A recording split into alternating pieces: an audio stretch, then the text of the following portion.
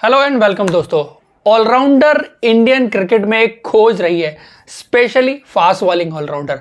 कपिल देव के दौर से लेके अब तक हम एक फास्ट बॉलिंग ऑलराउंडर ही ढूंढ रहे हैं।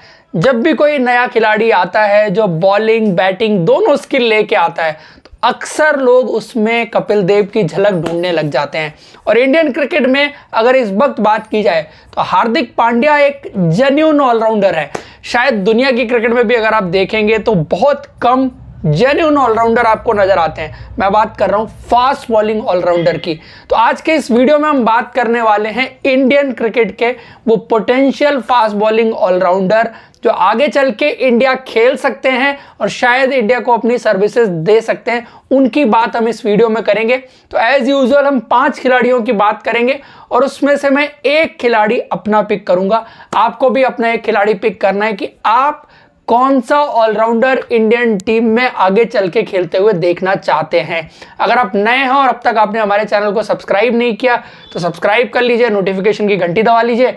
वीडियो अच्छा लगे तो लाइक और शेयर जरूर करिएगा। एज यूजुअल हम नंबर 5 से शुरू करेंगे और नंबर 5 पर है सौराष्ट्र से आने वाले प्रेरक मांकड़। इनको पंजाब की टीम ने भी इस साल के आईपीएल में खरीदा था, कुछ मैचेस में मौका भी दिया लेकिन परफॉर्मेंस खास नहीं रही। इनके बारे में अगर बात की जाए तो प्राइमरली एक बैट्समैन है जो गेंदबाजी कर सकते हैं, मीडियम पेस गेंदबाजी कर सकते हैं, कंट्रीब्यूट कर सकते हैं। डोमेस्टिक में अगर इनकी बात की जाए तो 2016 से फर्स्ट क्लास क्रिकेट खेल रहे हैं। सो I can say he is a veteran. पिछले 6 साल से डोमेस्टिक क्रिकेट में इन्होंने अपना सिक्का जमाया हुआ है और लगातार सौराष्ट्र के लिए अच्छा कर रहे हैं। लिस्ट ए की बात की जाए तो 43 मैचेस में 1447 रन ये बना चुके हैं, 38 की एवरेज है, 300 हैं और 750 हैं। तो एक डिसेंट बल्लेबाजी देखने को मिली। और गेंदबाजी की बात की जाए तो 35 विकेट भी अपने 42 इनिंग में इन्होंने लिए हैं, 31 की एवरेज और 4.55 का इकोनॉमी। तो डिसेंट सी गेंदबाजी और डिसेंट सी बल्लेबाजी। उसके बाद टी20 क्रिकेट में बात की जाए तो इनके टी20 क्रिकेट की बैटिंग की सबसे बड़ी हाईलाइट है इनका स्ट्राइक रेट, 140 प्लस का स्ट्राइक रेट। और इस साल इन्होंने सैयद मुश्ताक अली ट्रॉफी में एक बहुत ही विध्वंसक पारी खेली थी। शायद अपनी टीम को जीत के पार नहीं ले जा पाए लेकिन वो पारी बहुत यादगार थी इस सैयद मुश्ताक अली ट्रॉफी की। और गेंदबाजी की बात की जाए तो 33 इनिंग में 22 विकेट भी लिए हैं। So he is a decent contributor with the bat and with the ball as well और एक अच्छे गन फील्डर भी हैं। मेरी लिस्ट में 5वें नंबर पर रहेंगे और इसके बाद हम चौथे नंबर की तरफ बढ़ेंगे और नंबर 4 पर हैं ऋषि धवन। अगेन अ बैटरन, बहुत पुराने खिलाड़ी हैं, पके हुए चावल।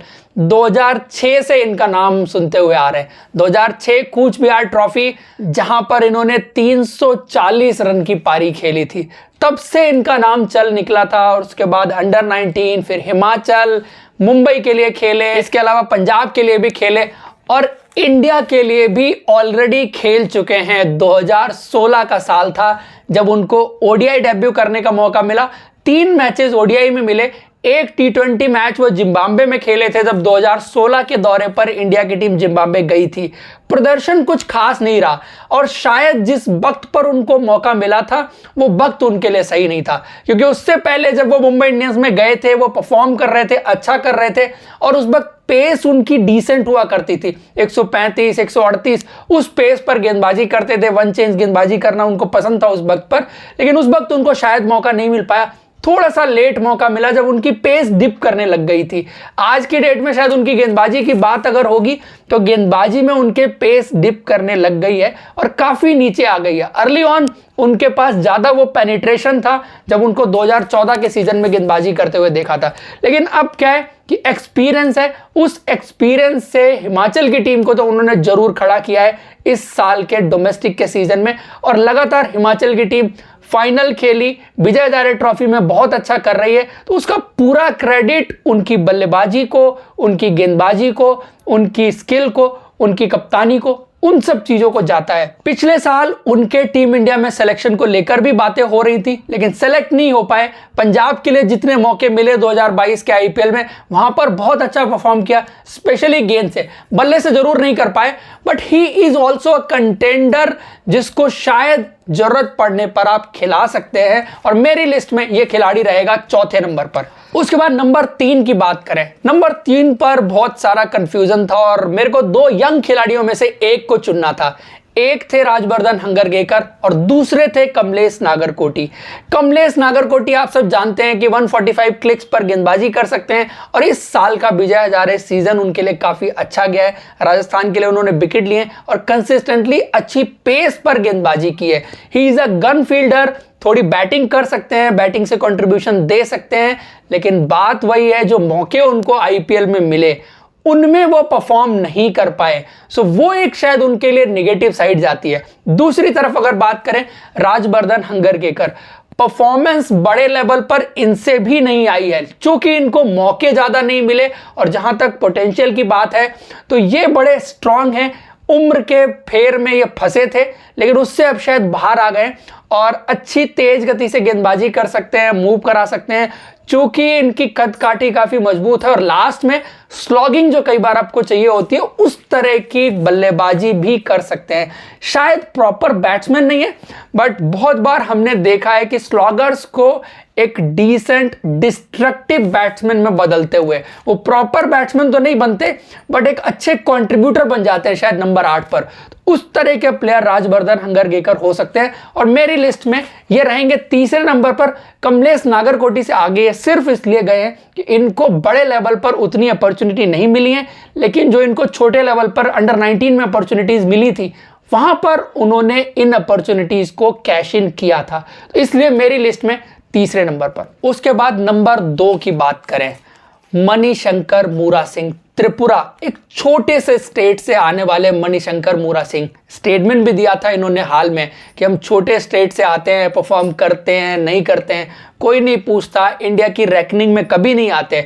और एक्चुअली इनका नाम चर्चा में आया था जब इंडिया ए वर्सेस न्यूजीलैंड ए के लिए टीम सेलेक्ट हुई थी और वहां पर जब इनको सेलेक्ट किया गया तब से इनका नाम चर्चा में आया। हालांकि डोमेस्टिक क्रिकेट 2018 से खेल रहे हैं, लगातार अच्छा कर रहे हैं, लेकिन चूंकि त्रिपुरा एक छोटी टीम है उसकी परफॉर्मेंसेस देखने के लिए कोई नहीं जाता। फर्स्ट क्लास क्रिकेट में 73 मैचेस वो खेल चुके हैं, 3248 रन है, 400 बनाए हैं उन्होंने और उसके अलावा हाफ सेंचुरीज भी कई सारी वो बना चुके हैं। लेकिन मेनली वो एक गेंदबाज हैं जिसमें 73 मैचेस में उनके 220 विकेट है।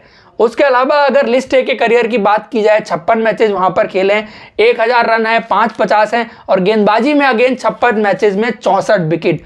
ही इज अ इंपॉर्टेंट प्लेयर और शायद उनको हो सकता है इंडियन क्रिकेट में आगे आने वाले वक्त में मौका मिले, पहले कोई आईपीएल की टीम उनको पिक करे और उसके बाद उनको देखा जाए कि बड़े लेवल पर कैसे परफॉर्म करते हैं। इस साल के विजय हजारे ट्रॉफी की बात की जाए तो 2 बैक टू बैक 69 की पारियां, एक गुजरात के अगेंस्ट और एक हिमाचल प्रदेश के अगेंस्ट, जिनकी गेंदबाजी बहुत सॉलिड है, दोनों ही टीमों की गेंदबाजी बहुत सॉलिड है। तो बल्लेबाजी में कंट्रीब्यूट करने लग गए हैं सडनली, गेंदबाजी वो हमेशा से अच्छी करते थे तो अब इसलिए उनकी चर्चा इंडियन क्रिकेट में काफी ज्यादा हो रही है। मेरी लिस्ट में ये खिलाड़ी रहेगा दूसरे नंबर पर। उसके बाद नंबर 1 की बात करते हैं और नंबर 1 पर young Indian sensation, under 19 team का हिस्सा थे और वहां पर most valuable player of the tournament थे और उस वैल्यू की वजह से उनको आईपीएल में भी वैल्यू मिली थी। अपनी लॉट के खिलाड़ियों में सबसे ज्यादा महंगे बिकने वाले पंजाब की टीम ने उनको खरीदा, शुरुआती मैचेस में मौका भी दिया बट परफॉर्मेंस वैसी नहीं कर पाए। ये होता है, खिलाड़ी नीचे के लेवल से जब सडनली बड़े लेवल पर आते हैं तो वक्त लगता है, वहां पर आकर के परफॉर्म करने में थोड़ा सा वक्त लगता है। लेकिन अंडर 19 में जो खेले थे, बल्ले से 160 ऑड रन की पारी, मैच में 5 विकेट, इस तरह के कारनामे उन्होंने बहुत किए और इस साल जो उनको डोमेस्टिक सीजन में मौका मिला, एक मैच में उन्होंने 4 विकेट भी लिए थे 11 रन देके। ज्यादा मैचेस वो खेले नहीं इस साल, लेकिन जो भी थोड़ा बहुत खेले हैं उसमें कुछ थोड़ी सी इंप्रेसिव परफॉर्मेंस जरूर देखने को मिली है। लेकिन बड़ी चीज उनके बारे में क्या है, इंपॉर्टेंट चीज क्या है कि एक तो बहुत यंग है, जिस तरह की उनकी बैट लिफ्ट है, बैट फ्लो है, बल्लेबाजी में पोटेंशियल बहुत है और लोग कहते हैं कि युवराज सिंह की झलकियां दिखती हैं। मैं बहुत जल्दी बहुत आगे किसी कंक्लूजन पर नहीं पहुंचता क्योंकि मेरा मानना है कि युवराज सिंह बहुत बड़े प्लेयर थे और हमने बहुत सारे खिलाड़ियों के बारे में ये बहुत बार कहा कि इसकी बैट लिफ्ट युवराज जैसी है, इसकी रैना जैसी है, तो उस सब में बिल्कुल ना जाएं। बट एक चीज फॉर श्योर है कि बल्लेबाजी में पोटेंशियल बहुत है और साथ ही साथ 140 के आसपास तक की गेंदबाजी कर सकते हैं, तो अच्छे रन बना सकते हैं, अच्छी तेज गति से गेंदबाजी कर सकते हैं और बहुत अच्छे फील्डर हैं। और सबसे इंपॉर्टेंट चीज, अभी बहुत यंग है, सिर्फ 20 साल की उम्र। तो इस वजह से ये खिलाड़ी मेरी लिस्ट में रहेगा पहले नंबर पर। दोस्तों ये थी ओवरऑल लिस्ट। अब इसमें से मुझे एक खिलाड़ी को पिक करना है और आपको भी एक खिलाड़ी को पिक करना है। तो मैं तो ऑब्वियस चॉइस राज अंगद बाबा को पिक करूंगा, क्योंकि ही इज अ फ्यूचर। बाकी जितने भी प्लेयर्स की बात मैंने की वो ज्यादातर वेटरन है, हो सकता है राजवर्धन हंगरकेकर भी किसी स्टेज पर आकर के आगे आए, but I am pretty much sure about Raj Angad Bawa. At some stage he will play for India. आप सबका क्या ओपिनियन है, आप सब किसको पिक कर रहे हैं, जरूर कमेंट बॉक्स में बताइए। वीडियो अच्छा लगा है तो लाइक करें, और अभी तक अगर आपने हमारे चैनल को सब्सक्राइब नहीं किया तो सब्सक्राइब कर लीजिए, नोटिफिकेशन की घंटी दबा लीजिए। Thank you for joining, goodbye, see you in next video.